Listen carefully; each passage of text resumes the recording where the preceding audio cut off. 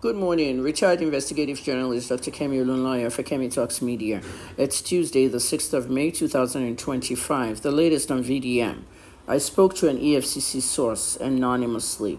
As an investigative journalist, you have to have a lot of sources and you cannot quote them. I'm retired now, but I decided to get into this story for reasons best known to me. I'm giving you updates, and that's all it is. I might leave and pull out of the story at any time. I'm not covering and I'm not investigating. I want to make that clear to everybody, okay? There was an interrogation around 2:33, for about an hour or two yesterday at the EFCC, okay? And Deji Adeyanju was apparently there because VDM will not talk to anyone at the EFCC without a lawyer present. The main talk about this arrest had to do with Mercy Chinwo, a gospel singer, okay, who sued VDM for billions of dollars or naira or whatever. At the end of the day, she sued him for VDM getting involved in something about the manager, okay, being owed money and trying to help the manager retrieve money. So this case is majorly, I would say 60% about Mercy Chinwo, okay? Now, I know a lot of people are going to her page and you're bullying her and trolling her and all these different things. That's your own thing on the internet, not mine, okay? But she is the major, a whole more than 50% of this arrest. Now, some of the stuff that happened in the interrogation was told to some of us in the media. Number one, the EFCC questioned VDM on his source of income, all right? Now, many of you know that he has an NGO and many of you donated to that NGO. And Don Jazzy also donated $100 million at one point. Okay, they asked him, what was his source of income? How does he create content? Which is a stupid question. You can't ask me how I create content. Okay, you don't ask me how I do my job. Okay, how does he create content? If the EFCC, a money parastatal, doesn't know how people can create content and make money on social media from all this monetization, however small these monetization are in Africa, it's really bad that they don't know. How does he create content? Okay, what kind of content he creates? He doesn't have to tell them all that. Okay, but in Nigeria, if you don't talk, they won't do anything. You'll stay there longer. At the end of the day, they were asking him for things like that. His source of income, how does he create content? How does he generate income from creating content? And a lot of questions on the Mercy Chinwo and the GTB, case. There were other things that were asked as well. I can't tell you most of it, but GTB and Mercy Chinwo are in front. Meanwhile, BBC Pidgin is pissed off and they insist that Dele Oyewale spoke to them. Okay, they insist that Dele Oyewale spoke to them on the record. Okay, this is what they do in Nigeria. This is what the parastatals do. They lie all the time.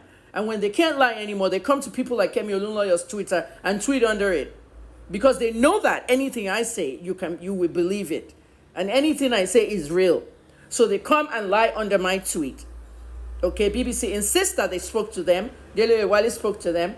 And at the end of the day, they're trying to make a big media outlet, okay, a foreign international media outlet look like they're liars. They posted their stories everywhere and put fake news over it. You need to stop over there, okay? Olanipekun, you need to stop and tell your people. Okay, Olanipekun, Olati Sofa Wenye, come on, tweet nonsense. International media will work in now. Al Jazeera did your people not to cook with me now. Timbabe is sorry, ma bring going down the because you're all liars, cheats, and frauds. Oh, lady, going. Now, man, it's causing worry now. Oh, everybody. What is wrong? Why can't you be transparent? Why can't you use PR, real PR? Real PR and do what you gotta do. You're running everybody up, down, left, right because a lot of youth are involved. Ribadu needs to resign. Okay, Nuhu Ribadu is doing a huge, horrible job at national security right now. People have died all this year. Since it's been there, people have been dying. If I bring all my archives out, Air Force bombed somewhere by accident, Army bombed somewhere. So innocent Nigerians are getting killed all the time. And everybody is sitting there calling himself a national security advisor. Look at what's happening in Plateau, Benue, Uromi, everywhere. And then he's sitting down there thinking that the Nigerians are going to, youth are going to go. How am I going to anarchy? There's going to be massive anarchy in Nigeria. I see it coming. Be straightforward for once. Everybody in the Nigerian government.